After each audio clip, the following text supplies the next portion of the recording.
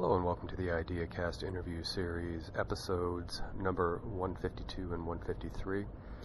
This is a two-parter. I'm too lazy to make two introductions, so we'll do it all in one take. And my guest in this episode is Dr. Lincoln Stoller.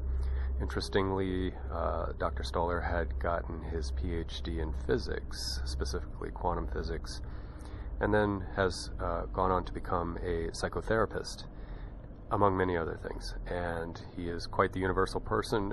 Very interesting conversation. We covered a lot of terrain, so I don't think I could try to surmise any or make a summary in this introduction, but I do hope you enjoyed the conversation. I did. Again, Lincoln is a very interesting person. A lot of interesting things were discussed in the conversation, and hope that you have some good takeaways from it. I always appreciate you all being here, especially my subscribers. Thank you so much for your time and attention to Lincoln's work and the conversation. I will have links below to find out more about Lincoln, should you be intrigued. Thank you again. And I'd like to welcome back Dr. Lincoln Stoller to the part 2 of our dialogue, our conversation. And if you watch the first one, you'll realize this isn't sort of a standard orthodox question and answer session. This is more just us having a conversation. So far I'm appreciating it and very much enjoying what's resulting. So welcome, YouTube audience, and we'll just get right back into it. So based on what you were saying in part 1, moments ago for us, what I find interesting is a lot of what you were describing about sort of the modern aesthetic or psyche or whatever there's this constant dopamine farming going on, and we are our current is sort of formed by Madison Avenue in the States, or whatever the equivalent is anywhere else, the media and marketing that emphasize bring individuality back, but also pleasure as a result of your having to labor so hard and having to toil, and you deserve and convenience and all these things that again, to me, just add up to a kind of dopamine industry. And if we were to begin to withdraw ourselves from this structure of not just dopamine, but also distraction, attention economy, dynamics, and things like that, I wonder what kind of, if we create a vacuum, like what is there that is non-hedonic, more eudaimonic, ataraxic, all these kind of fancy Greek things. How do we titrate out of our dopamine world into more of a world that can be satisficient and gratifying and fulfilling? And just like addiction, I think it's hard and I've done every drug there is. I've drank, enough booze to kill a herd of elephants, whatever. I know that titrating experience, and when you're on this side of it, you're like, well, what am I going to do with myself? Or how am I going to have fun if I'm not smoking dope or drinking beer or whatever? So, and now I don't, coffee's about as fast as I fly anymore. So I've been dead sober for years and I love it. I wouldn't live it.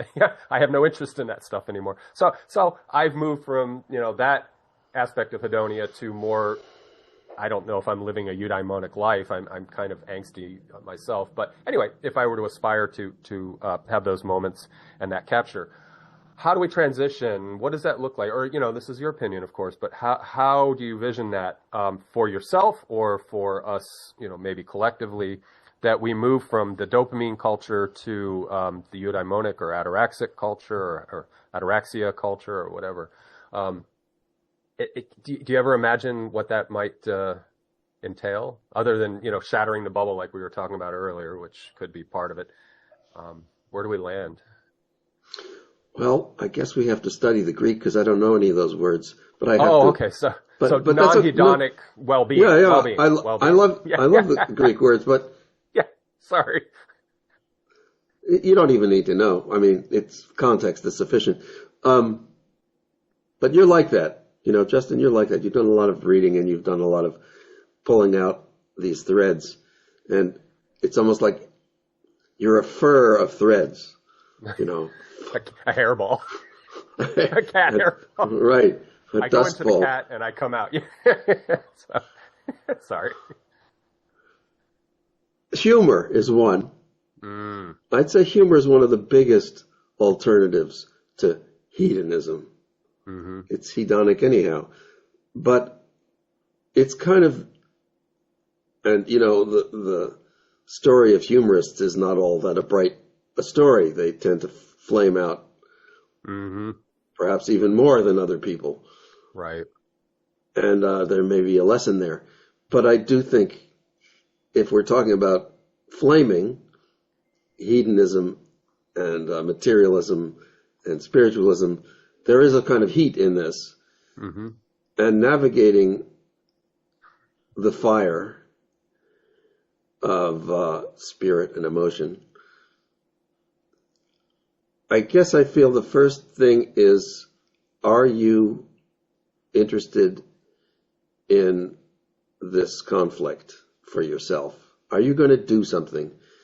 Are you going to take a stand, make a statement, try to change? Because it's going to take effort, no matter how you slice it. And there are going to be probably the majority of people who would say, no, I'm only going to go a little bit, and then I want my reward. Mm. And so you're going to be a victim of whoever's going to offer you the little bit. And you're not going to be satisfied with it, I predict. Mm-hmm. And I see no alternative other than becoming committed to your change, the change, or being part of the change. And it's not going to feel happy and rewarding. And you're going to have the choice of becoming enlightened to some degree or being dissatisfied. It's almost like, of course, what are the alternatives? Or also you could be indifferent and, numb, which is also one of the alternatives offered to us. Mm-hmm. Just be drunk or intoxicated, addicted to whatever it is your life force is being supported by. Mm-hmm. And I would say, it's not going to be a happy solution, but if you look forward, what did that careless politician say a few weeks ago? We're all going to die. Yeah, well, right. Vote for me. We're all dying. Yeah, I'm here to serve you. And by the way, you're going to fucking die. Yeah. There's confidence. Yeah. Well, it's every person has to look forward for themselves. Mm-hmm. And, I'm going to be 70 next year. Holy shit. Mm. I mean, I look around every time I see an old person, I say, how old are they? Yeah. Most of them don't. I look better than most. But, I started with athletic stuff when I was young, and I think it's important to maintain that. Mm-hmm. And that's one of the burdens of age, not just old age, any age, is remaining fit. So eating right, sleeping right, digesting right, thinking right, balancing your emotions. This stuff is a lifelong project. And just as you have to decide whether you're going to be part of the change, I think you have to be decided, or you have to commit. Are you going to be part of your own longevity? Because if you haven't made an effort yet, it's never too late to start. Or maybe it is too late to start. Maybe it was always too late to start. But nevertheless, you can't not start, because you'll be punished for ill health when you get further along. Mm-hmm. And one of my efforts, this is just sort of far out, hypnotherapy teaches that there's a lot of power that you have over your system that you didn't know you had. So in some ways it's manifest, like yoga. If you work at it, or diet, or gut health, if you work at these things, they improve. But it involves focus and commitment and a certain amount of imagination. So in hypnotherapy, we hear stories repeatable stories of being able to anesthetize people so that they don't feel pain, making it possible to do something, no one's figured out what, to make warts fall off your body. I don't know how this works. No one's explained it, but it's repeatable, but not consistent. And manage your blood flow, manage your temperature. This is like biofeedback. And I do that, neurofeedback, biofeedback, brain training. And some of it's neurological and some of it's conscious and some of it's subconscious, and it's all mixed up. And we're just, as people, floating on the top, aware of what our eyes bring in and not that much aware of what our nervous system tells our brain to varying degrees. So part of hypnotherapy, at least my version, is to get people more aware of their bodies and what their bodies are saying. And some of it's quite physical, learning better balance, physical balance, but also emotional balance and emotional awareness. And it gets back to dreams. You can become more involved and aware of your dreams if you work at it.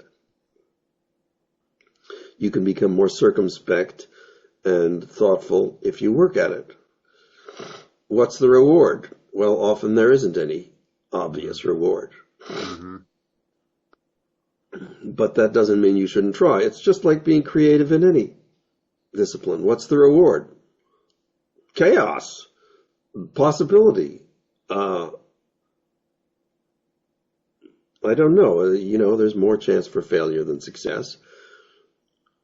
But there's also a chance for something more rewarding than just hedonism.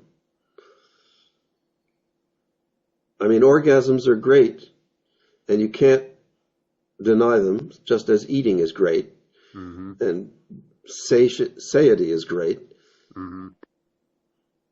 But it's not, spiritually motivating. Well, I don't know. Maybe that's not true. Maybe it is spiritually motivating. So it depends. Yeah, I mean, well, some it occupies people... a band on the spectrum of spiritual well-being. So good sexual relations with a, yada, yada. And I don't want to put judgment on sexuality, but just, healthy partner relations. And so we have to look at this stuff. Are we too focused on sexuality? Are we too addicted to eating? Are we too addicted to endorphins? And this is my story to mountaineers and high-performance athletes or high-risk athletics. Are you too addicted to the rush? I mean, I know that it clears your mind, that kind of high-risk stuff. And then when you come back, or when I come back, I think other people would agree, when you come back to ground or the normal world, it's kind of depressing. Like back in the rat race, as they say, or back in the urban sprawl. And I started mountaineering when I was 14 or 13, which is not unusual. And I would come back to my middle school and high school, and no one would understand what I had experienced. It was like I felt I was, in some Borges story, labyrinths or endless hall of mirrors. And you feel like you're a swan among ducks. That's how different you feel. Like, I'm not being understood. Why am I not being understood? Am I not speaking right? And I remember myself when I first started climbing and heard that you could climb, my vision was a brick wall. That's all I could imagine. Climbing up something, the only things I encountered were walls. Right. Living in the East Coast suburbia.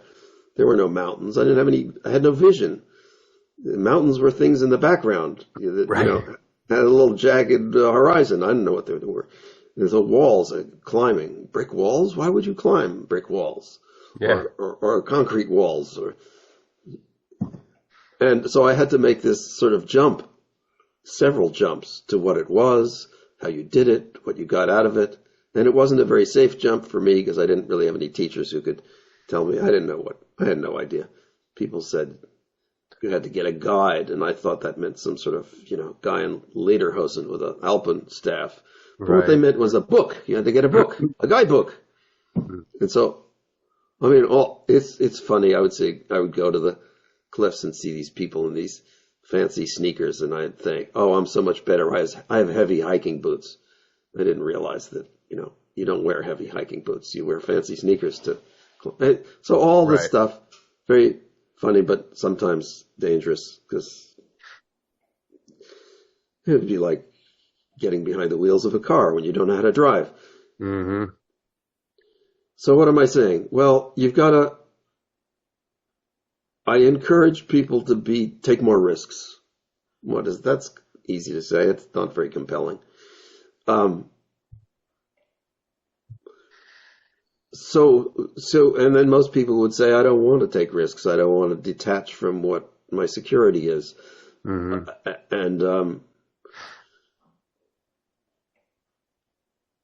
And I often, my high performance clients are in that position. They have several offers. They're trying to negotiate a better future.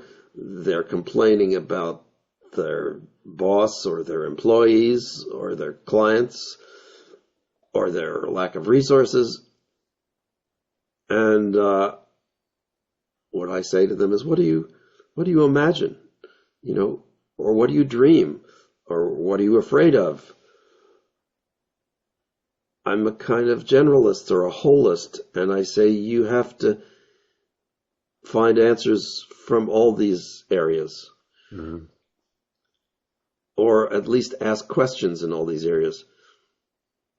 My experience with different people and different groups has not been entirely rewarding. I'm dissatisfied with the physicists, most of them of my generation. And I was involved with, as a pilot, with other pilots. I didn't find that satisfactory. And I think in any area, if you look at creative people, they tend to be solitary. You don't have a lot of socially communal artists. I mean, there is a kind of group, but most art is produced by a person by themselves. So it would be nice to have a mentor. It would be really nice. I had a couple, 2, 3 in my life. I haven't found anybody recently. I think, I might be wrong, that you find mentors more in fields that are more chaotic and more structured. I may not be speaking right, but I'm thinking of physics. Where there are problems that people can't solve. Right. You may find more creative people. But it may change with the generations. Like for hundreds of years, art was considered very representational. And then abstract art came, and it was like a big blow. But it was sort of temporary, and I don't think we really see it happening now. I mean, not in the same. It's not making the same waves that it did in beginning of the 20th century. I mean, what if you saw some abstract art now? People would just sort of say, "Ho hum," just another funny looking piece. Yeah. So where do you find the opportunity? I don't know. Follow the pain. That's not very, you'll all die someday. Well, not very enticing. Yeah. I don't know. What would you say? What do you, I'm at a loss. I don't know how to entice people to become change agents or inspired artists. Yeah. Well, I feel like this conversation is luring itself into you've mentioned the word spiritual a few times. And I think this is where, and we have to be very careful in our defining of, so I'll do a ham-handed definition of spiritual for myself, which is that the psyche, the mind, and, intelligence as embodied by this system here and your system, when it is acting in good faith, when it is seeking reciprocity for, the benefit of a mutually beneficial, I'm not talking capital here, I'm talking, but just a rewarding experience that is transcendent of the mundane, treacherous day-to-day grind. So that to me is spiritual. So you engage in a physical space and in a mental and emotional space with someone, and you open up more space for ideas and thoughts and creativity and going back to art, music, things like that. So for me, that sort of might be the beginning of a definition of spiritual. And so what I would say, if I were to have a person come to me, someone either I know or don't know, say, well, I'm in a mire. I'm in my existential vacuum right now, and I seek meaning and purpose and sense and all these things. And I would say that engagement and reciprocity with another or a group of others who are showing up in good faith to correspond with you about creative ideas and ideas that, again, transcend the mundane and the treacherous and the existential vacuum and all that kind of stuff, to see where that goes and not to bring and smuggle in too much intellectual propositional lensing of what you're doing. In other words, just jazz, just free form. And much like you said, in the early 20th century, these guys came along with splashing paint on a canvas and going, it's a duck, and everybody's like, holy shit, it's a duck, and that was a frame break. And it took that, portraiture and landscape and all this kind of thing and just threw it in the shredder. And then, like you said, it died off. And maybe that's the dopamine, like sex. It's like you get afterglow, boom, and then you're back to like, well, here we are, and so I'm going on a weird, good tangent here. But I think to reel myself back in, I would say that, that is a space for exploration. It is an unknown space that again, it's jazz, it's improvisational. And that when you can find a set of, I'll extend the jazz metaphor, players that you can find the flow state with or find the synchronicities in reciprocity with, that to me is spiritual. And that might be a means of extricating oneself from a very utilitarian existence of work, sleep, and dopamine to put icing on the cake of work, sleep. So that's probably what I would offer back, is that this affords the opportunity for our uniqueness to be present in this. So we can be from different cultural backgrounds, but there may be this commonality, this common language of in opening up a space and just seeing what comes with it, and doing our best to be in good faith and to be pro-social and seeking positive affective states from that, seeking to want to enrich the other as much as you do yourself. So I'll start with that, maybe as kind of what I would suggest to someone if anybody came to me and asked me, what do I do? Well, it reminds me that one of the best things is travel.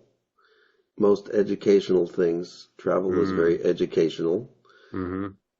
I've never been a great advocate of vacations, but travel is not the same. Mm-hmm. So one is like looking for comfort and reward, and the other is looking for adventure and exploration. So I would say looking for adventure and exploration are things you have to decide you want, and not necessarily that hard to find. I'm reminded that, here's a short digression. I heard throat singing, which is a technique of kind of growling resonance that supposedly started in Northern Asia as a part of a song tradition, and wondered how you learned to do it, because it's not obvious. It took me into a little exploration of languages, and turns out to be more common in the use of your throat and mouth than Northern European languages, more guttural languages, and not our Mediterranean languages. So it took a while, like learning to whistle.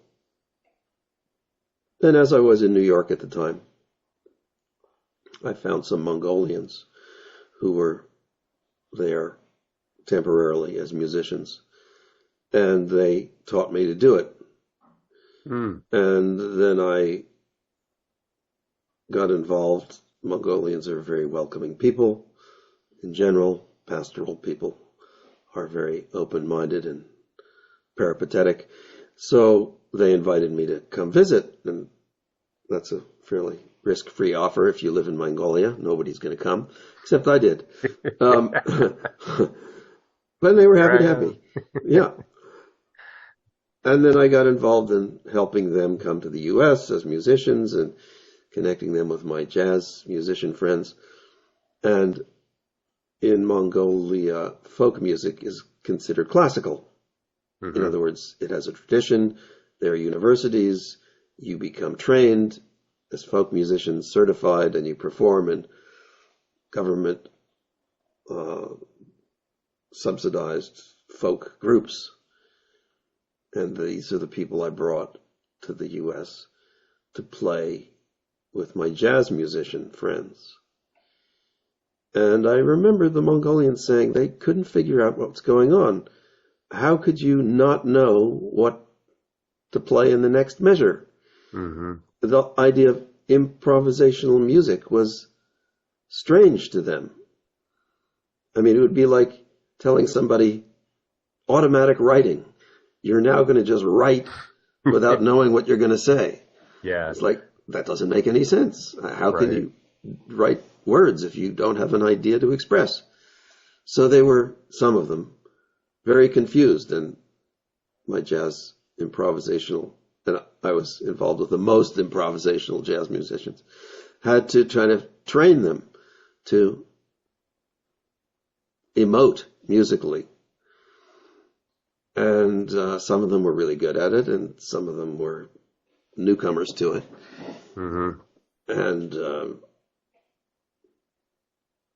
I'm telling people who I work with psychotherapeutically to get more involved in creative things that require them to think outside their box, in particular music.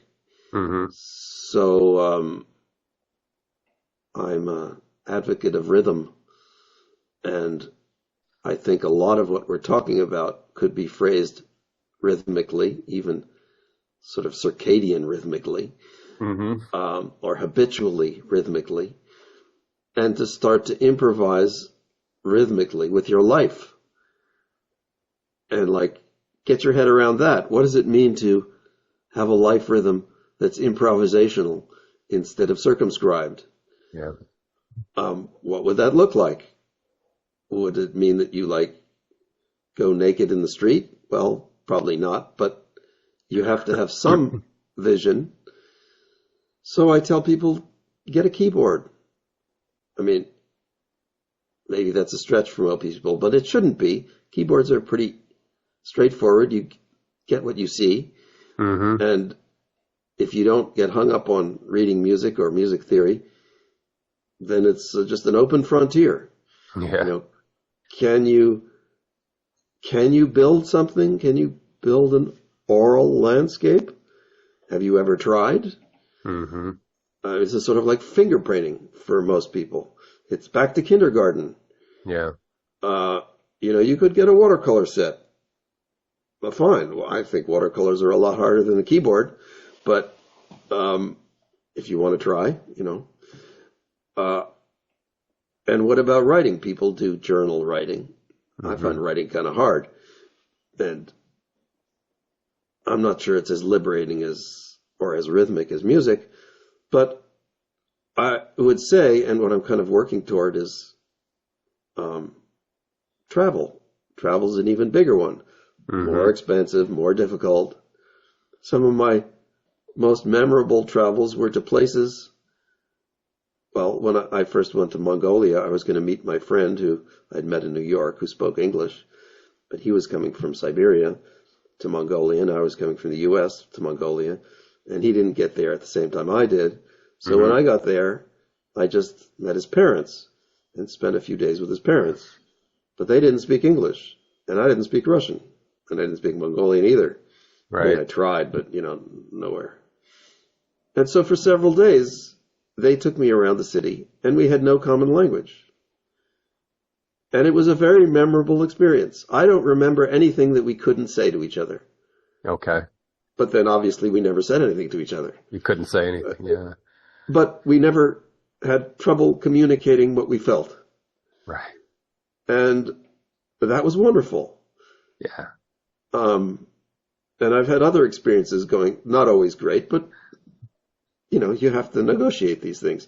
To other places where I didn't speak the language. Went to Norway, didn't speak Norwegian. Went off into the hinterland and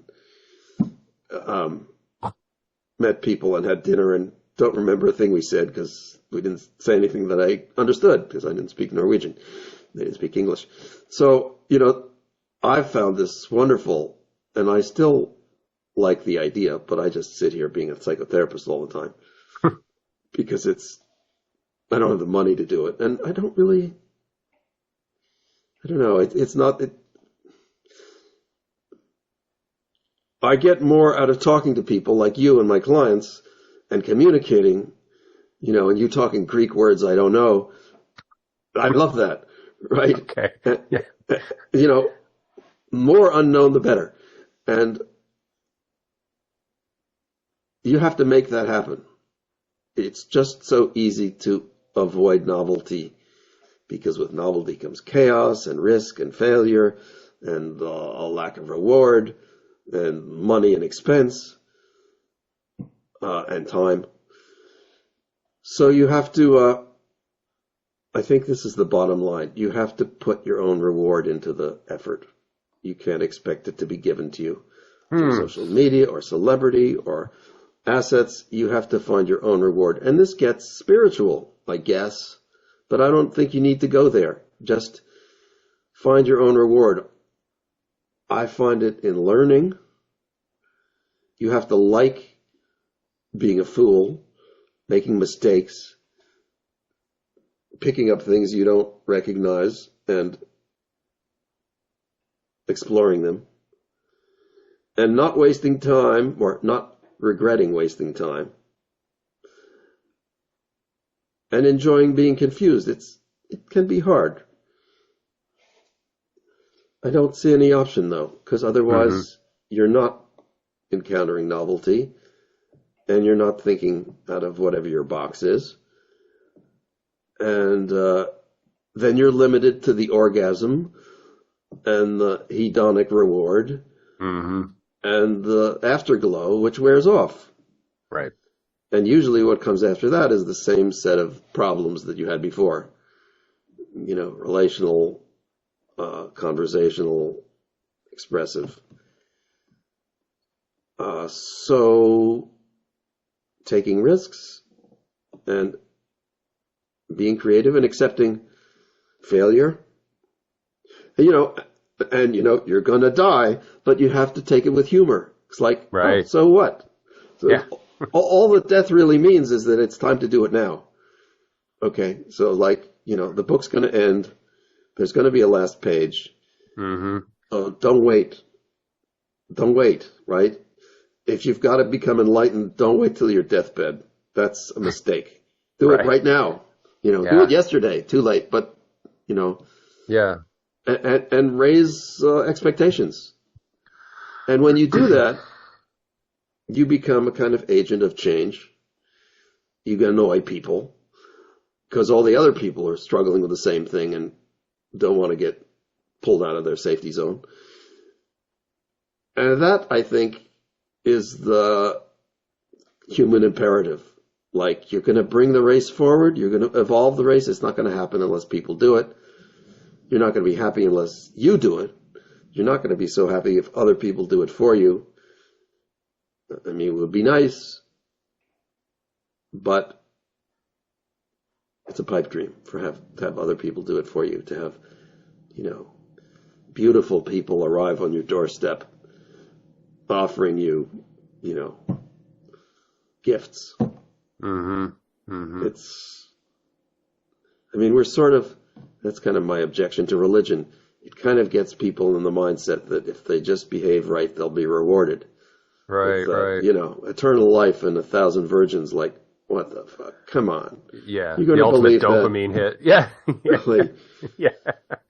Yeah. Yeah. And so, you know, I can see religion is good if it gets you to stop fighting and talk amicably, but you've got to do something with that. It's not enough just to go to church and sing hymns and go back to normal. You've got to do something. And, you know, and so when do we do that? Usually when we're young, right? Because that's when we don't have any connections. So becoming young again. I mean, where are we going with this conversation? Back to youth? Maybe that's not a bad direction, but how can you sell this for people? Adventure? Take your vacation in an unknown spot. Don't go to Disneyland. Go to Oslo. Go to Iceland. Go to Central America. I mean, if you're really daring, go to the Ukraine. I mean, shit. Right. Go to a war zone. That's what you... No, I don't know what to say. Alive. Yeah. Well, you'll find a lot of people who will appreciate you. That's for sure. Yeah, right. Yeah. And they appreciate being alive because people are trying to kill them every day. You know? That's right. The context of you're going to die is different there, right? You know, you'll meet a lot more authentic people in a bomb shelter than you will in a nightclub. Right. So, but then who wants to go to a bomb shelter, right? So. Well, that's a perfect metaphor for the fact that this is not instant gratification. It's not convenience oriented, which is what we all are being conditioned to. I hate to keep indicting advertising, but it's what they do to seduce us into buying some shitty product that they're trying to sell. You know, that you don't have time for this and go sit on your couch, we'll bring it to you and all that nonsense. And so that in itself, to me, if I could pick this up, is just, that's a hurdle to rethink the idea of what importance is and what an effort is to, you know, not seek the hedonic reward for your efforts, but to seek the satisfaction of knowing that your life will improve. Your you know, the ticking of the boxes for quality of life metrics, all that shit, you know, and it's like that's important. And it's not the hedonic ticks on the boxes. It's more, do I get up in the morning and I feel like I want to live this day, and do I want to engage with people, and do I want that next unknown, like you've mentioned, and the surprise that may come that day that I may be good or bad, but it'll move me in a new, you know, it'll move me forward somehow. And I think that might be a starting point if somebody's listening to this conversation. They're like, okay, well, yeah, you guys are doing this, but what do I do? And so that might be an offering, is to say that it kind of contravenes or goes against the grain of our standards right now in terms of how we manage ourselves. You know, we seek convenience, we seek comfort, we seek pleasure, we seek to escape the treachery of our work life or whatever. And so we have to rethink all of that and reframe some of that, I think, and to get to that space, that opening space, just to use religious language, the cleansing ritual to get you prepared to go to commune with the sacred or whatever it is you're going to go do. It's that preparatory phase. I think that might be a hard first step for some people. And I say this to myself too, because it's something I think we all need to do, is to know that it's to walk the walk of this kind of transformative process requires a novel set of practices for ourselves. Again, stepping out of convenience, stepping out of torpor that modern life can afford us. You know, convenience and all this kind of stuff. And I say torpor, it might be a severe, strong word, but we're in this kind of sleepwalking thing when we, wake, sleep, and then brief bursts of excitatory things, So anyway, and we can lean into some wisdom traditions for that, and I'll stop there. But that maybe there's things that can be extracted from what already exists. We don't have to recreate or create rather novelty to start that process. Novelty can arise as we interact, but so I'll take that back, hand that back to you. I say there's a small step we can take, and it's sort of in the direction of appreciation, but that's kind of weak. Another word is gratitude, but I don't really believe that's kind of a fluffy term too. So I one of the small steps that I like to take has to do with the weather. So it's one of these situations where we've defined comfort as warm, dry, soft. So we like things that are warm and dry and soft. And then people will say, bad weather today, because it's cold and wet and harsh. Mm-hmm. And I think fundamentally, you have to change your way of thinking. It doesn't mean that you have to become a firebrand and, a revolutionary. It just means you have to at least start to open to other ways of thinking. And one of the easier ways is with the weather. So the next time it rains, or it's cold, or it snows, or it's miserable, dress appropriately and go out and enjoy the weather. Maybe enjoy is not the right term, but see that it's beautiful. Yeah. So, and when people say, oh, shitty weather today, say, no, it's actually exciting weather. Mm-hmm. I mean, thunderstorms are really exciting. But even, drizzly rain is like, looks like a movie set. Right. And if you're not feeling uncomfortable, which is a question of dressing right, wearing the right shoes. I mean, if all you've got is like canvas shoes, then you're not going to have a good time in the snow. So, buy yourself what you need to be comfortable in a different environment. And so, I kind of wonder, there was a phase when outdoor clothing was very popular, but most people didn't use it for the outdoors. They just use it for fashion. But if you use it for what it's designed for, you can be comfortable when it rains. Get the right hood or the right hat or the right coat and the right shoes and whatever you need, and go out when it's miserable and see it as beautiful. That's the key, to change your thinking. Because if you think I'm miserable or it's miserable, then that's what it's going to be. Right. You're going to see it that way. It's your frame. And if you see another person as wrong or stupid, there'll be plenty of reasons you could justify that. But if you think, well, maybe inside that person there's confusion and the potential for novelty and exploration, and there is uncertainty, maybe you could reach it. I have some friends who are, I'm not particularly, but some friends who are really good extroverts. They can engage anyone in conversation.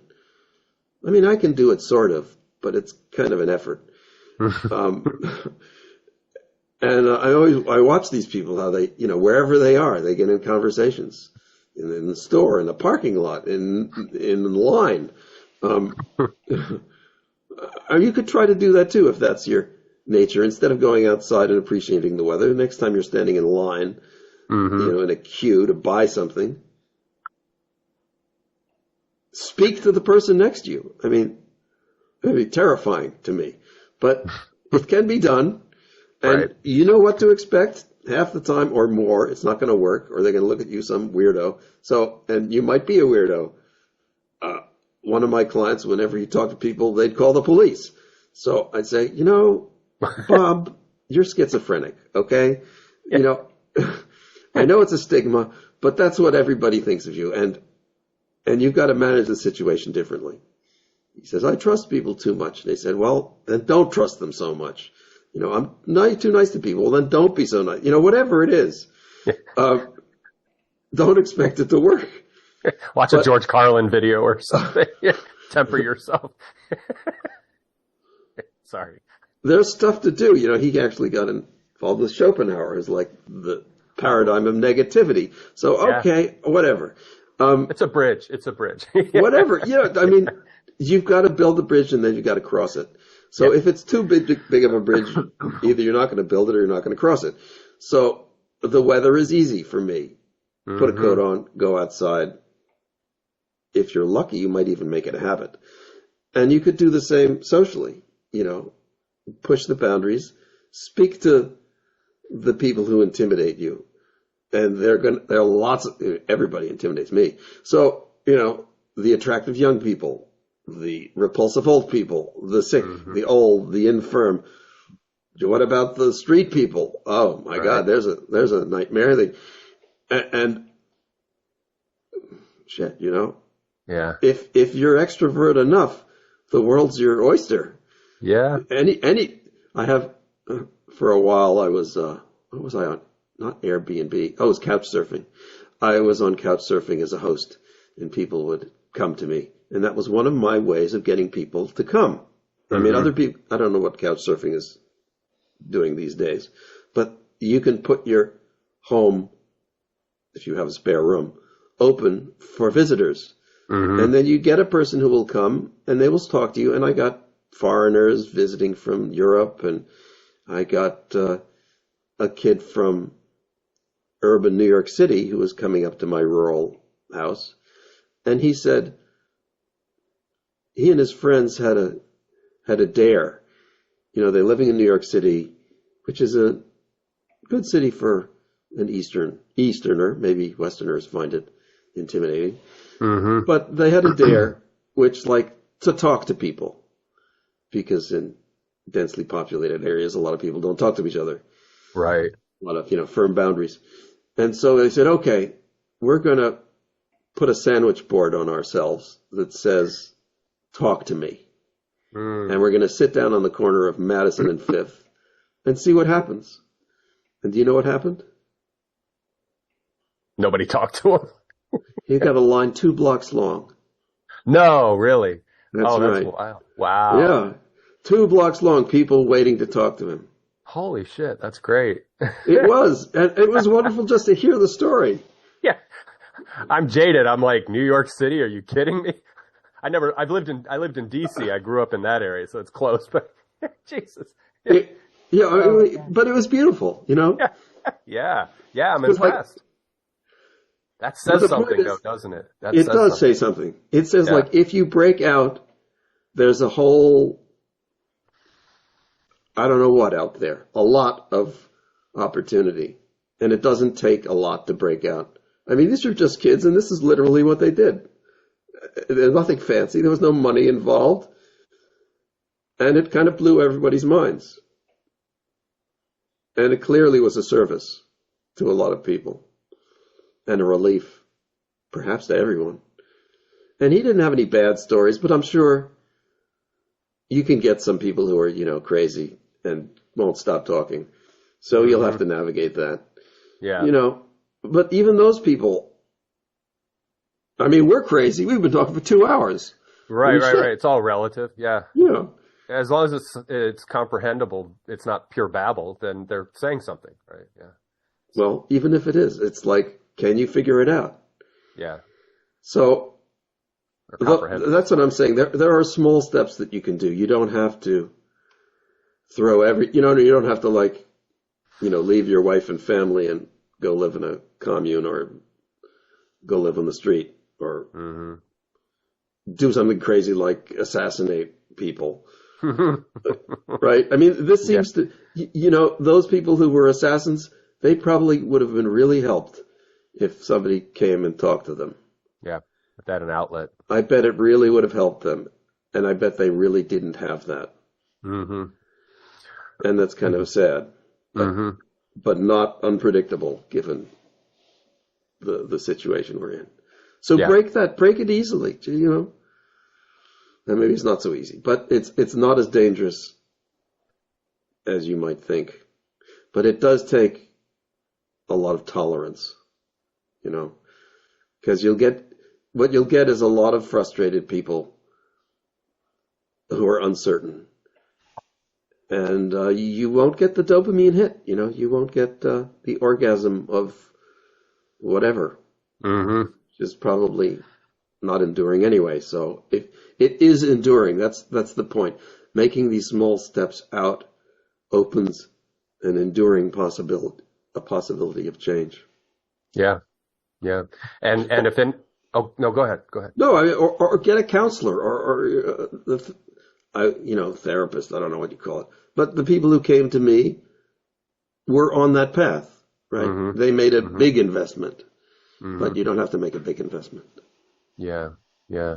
Well, I was just going to say, when you said see a counselor, it sort of echoes or mirrors what I was going to say, is that you'll notice, palpable rather, tamping down of the negative feelings or the angsty existential miring and all this kind of, I think, if you're in touch with, again, reciprocal, engagement with the new practice, the practice that doesn't give you the hedonia, that the other markers or indicators might be that your stress level may go down or your appreciation factor may go up. Like you said, gratitude, and yes, it can be a sugary new age pile of crap, but it can also be an effective virtual tool to not do. I don't like proactive gratitude. I like the reactive gratitude where something happens and you're like, wow, yeah, what a gift. And I didn't ask for it, or I cultivated it and it arrived, so that kind of thing.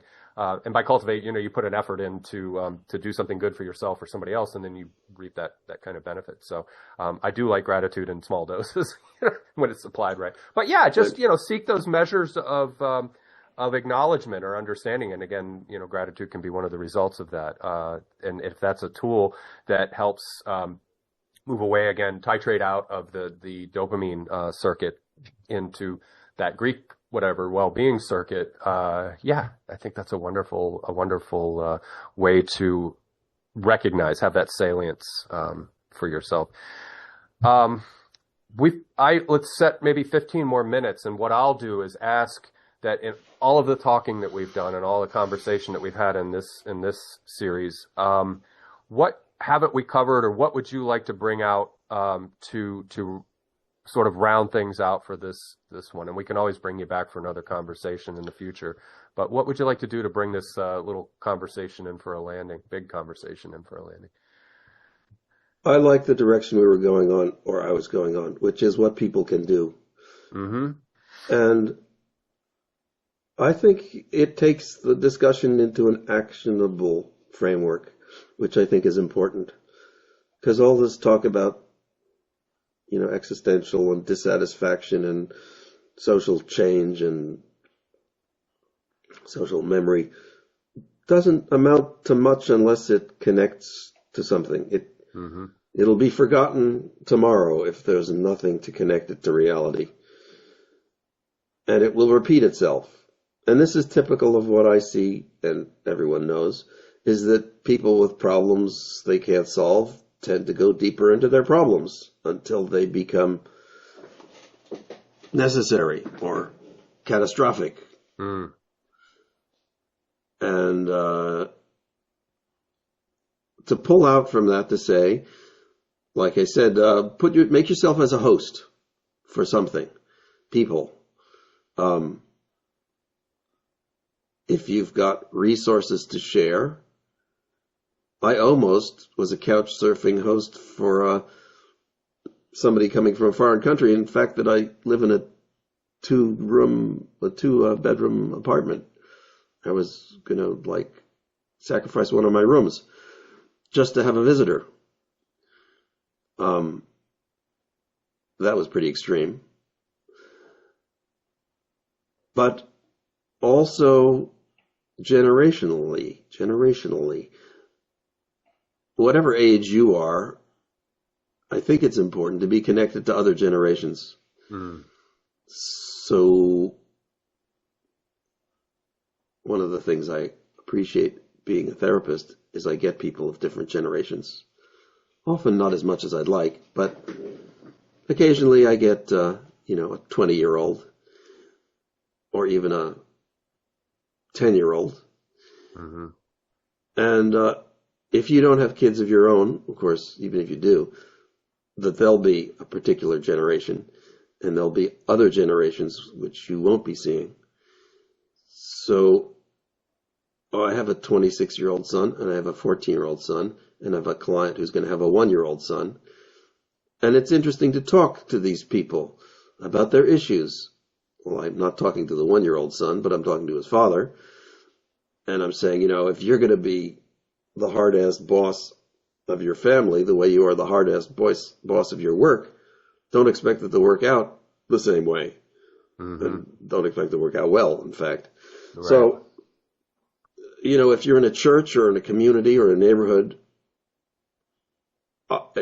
you're not going to get a lot of engagement, but offer to teach people, or if you don't like that word, which I don't, mentor them,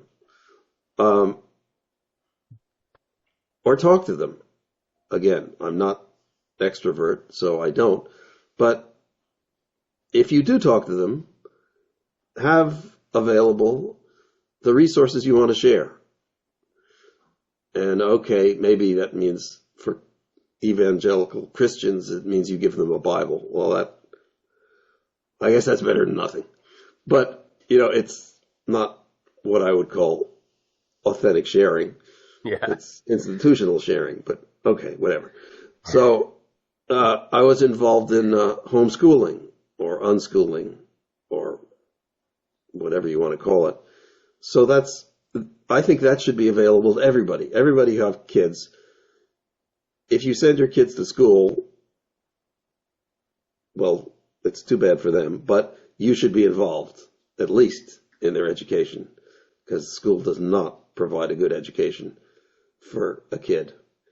It's very narrow and it's out of date. So you need to be involved.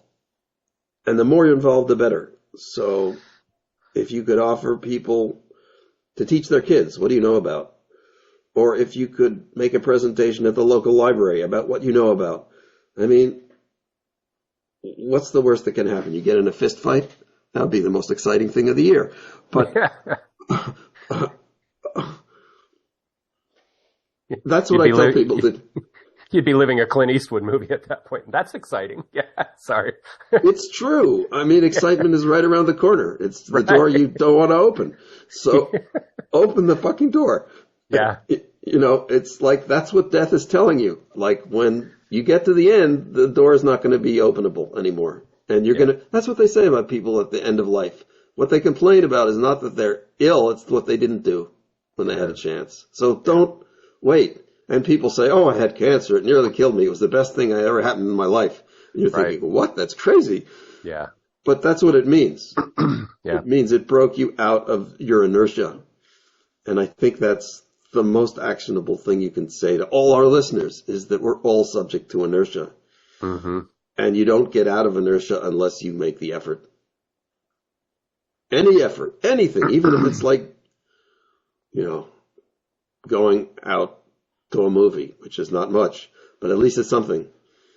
So try to spice it up with going out with somebody new, invite somebody new. But I think it's much more important to share things that are important to you. Mm-hmm. So, it's kind of what we're doing here. Mm-hmm. I mean, I don't know what else to say. Engage people at a deep level. But, this is perhaps important. I get some people who want me to help them, but they think I'm too expensive. It's expensive.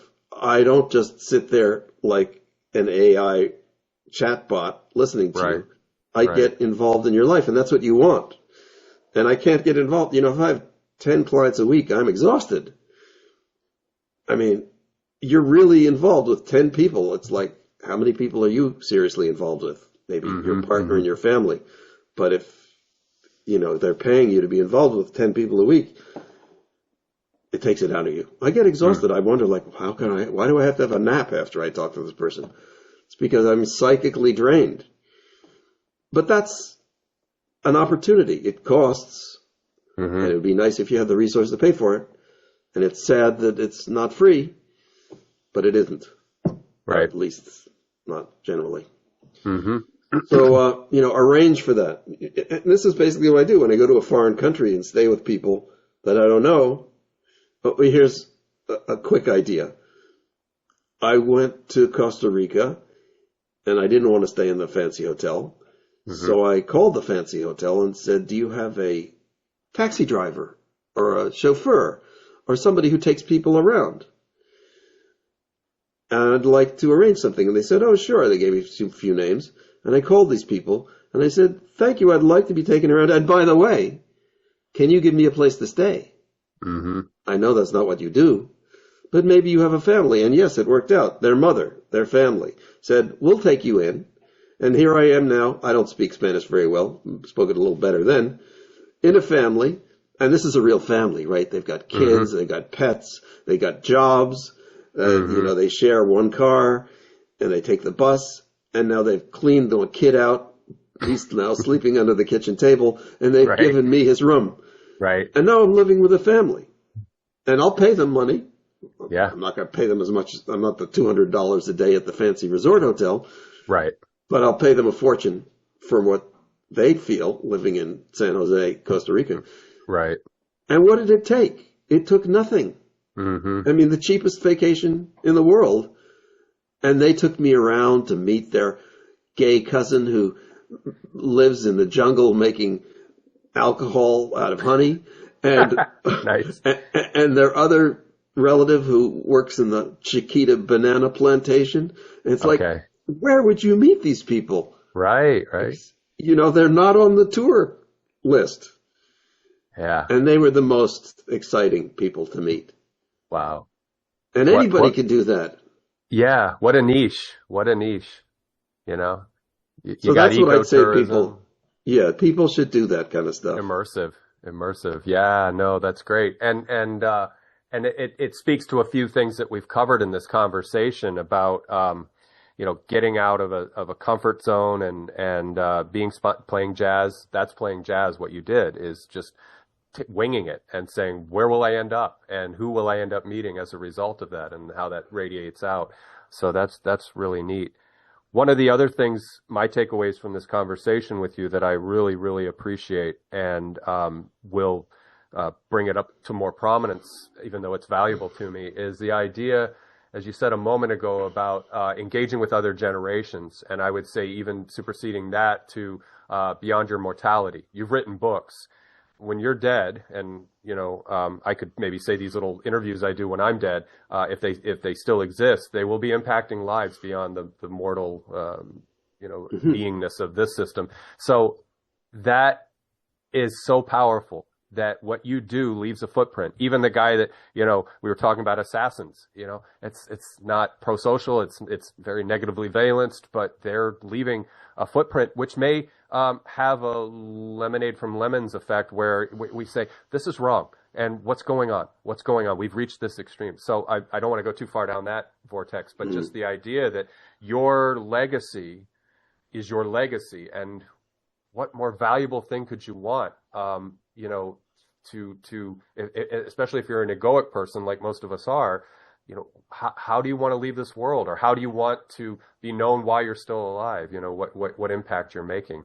And I don't want to use, the example of social media influencers, and that's bullshit. It's more of a sincere connection. It's intimate. It's not that you're broadcasting this out for attention. It's more that you don't care about that. You're engaged with somebody, and the attention does not matter. It's the engagement that's probably more important. So I want to just acknowledge that in this conversation, that to me is valuable for human relations, I guess. Absolutely. I don't know what else to end. Motivation is the key. You've got to be motivated to make change, and if you're not, it doesn't happen. Mm-hmm. And otherwise you're back to, you're going to die. Well, if you don't like that, then do something about it. And if it's hard, then find something you can do. Don't give up. And put it somewhere as far to the front of the stove as you can put it. Mm-hmm. Make as much room for change as possible. And don't expect it to be, the reward that is sugar-coated and offered to you in the media. It's going to be quite a bit different. It's like, remember, when you were in high school and you had to make a birdhouse and it came out looking like shit. Well, but it was still sort of fun. That's what it's going to be. You're going to be making birdhouses. Yeah. I like that. I think we should end on that. Go out and make your birdhouse, goddammit. Yeah, really. Make your first birdhouse and then go from there. And check back in with yourself every birdhouse you build. Lincoln, this has been and I'm this is cheesy, but this has been a great conversation. It's very cliche to say that, but I mean it, that we just engaged in, the conversation was the third person in the room, or the results of our talking, was an entity, to itself, I hope. And, so I appreciate you for doing this, with me and generating a conversation. And, hopefully it's well received. Hopefully there are people who can pick up on it. I'm going to have all your contact stuff down below, for what you do. Books, Thank you.